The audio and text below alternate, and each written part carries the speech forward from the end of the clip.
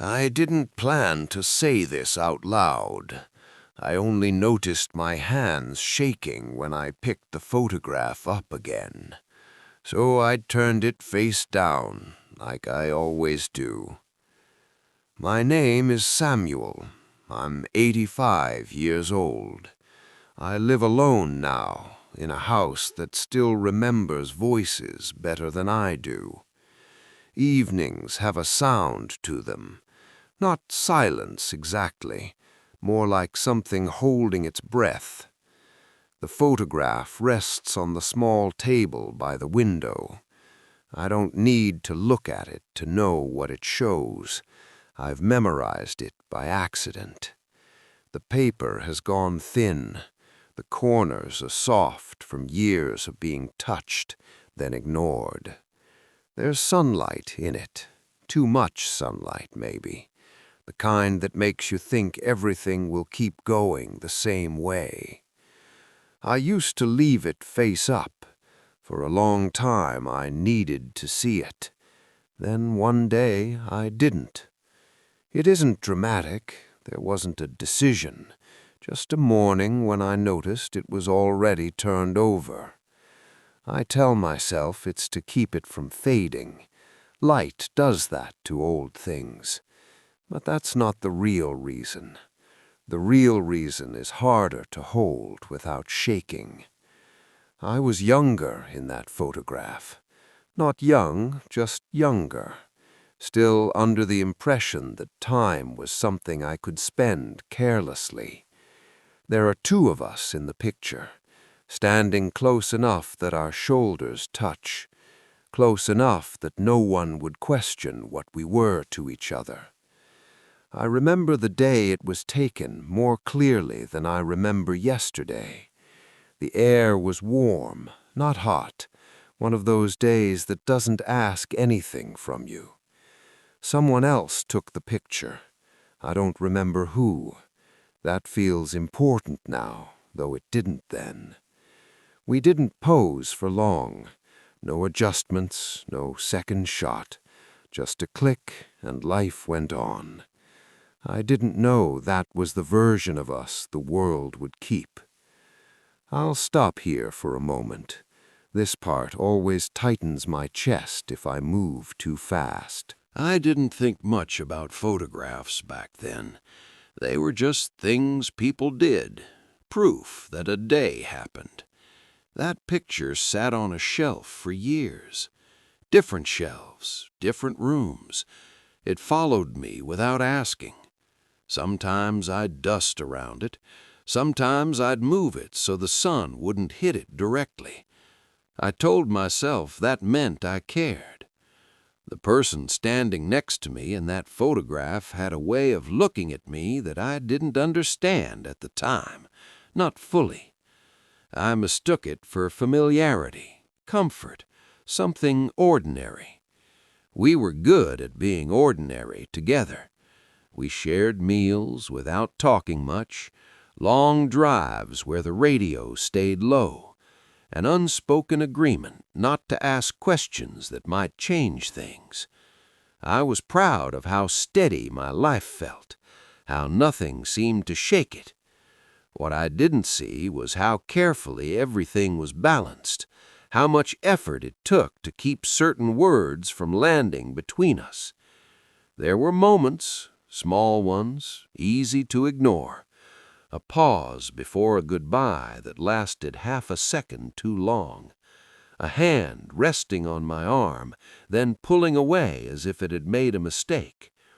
Looks exchanged when other people were around, quiet and quick. I noticed them. I just didn't let myself name them.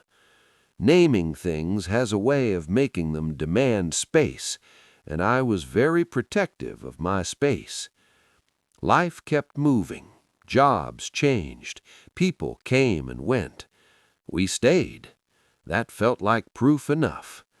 The photograph caught us in a moment when none of that had fractured yet, before time started asking questions I didn't want to answer. Years later, the picture had already begun to fade. Not badly, just enough that I could see it happening. I remember holding it one afternoon and realizing I was the only one left who would remember exactly how that day felt. The warmth, the ease. That was the first time my throat tightened when I looked at it. I didn't turn it face down then, not yet. That came later, after the house grew quieter, after the chair across from mine stopped being used. I'll pause here again. This part still asks more of me than I expect. There was no argument, no final conversation that people imagine when they think about endings. One day, there was a hospital room, the kind that smells too clean, like it's trying to erase what happens inside it. I sat in a chair that didn't quite fit my back. I remember thinking I should have brought a sweater. It's strange what the mind chooses to hold on to. We didn't talk much that day, not because there wasn't anything to say, because there was too much. Their hand rested on the blanket, thin and pale. I watched it instead of their face. I don't know why. Maybe I was afraid of what I'd see if I looked too closely.